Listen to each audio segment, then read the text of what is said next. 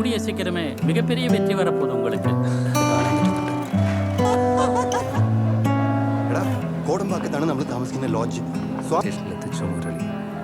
എല്ലാ വാതിലും മുട്ടാം, ഏതെങ്കിലും ഒരെണ്ണം തുറക്കും. എന്നോട് പറ്റുമോ? ഞാൻ പറ്റിക്കും.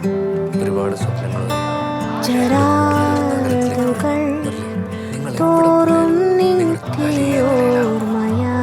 ഇനി നമ്മൾ തമ്മിൽ കാണണ്ടെന്നാണ് പോവാൻ പറഞ്ഞ വീട്ടിൽ ചെന്ന എന്തെങ്കിലും പഠിക്കാം.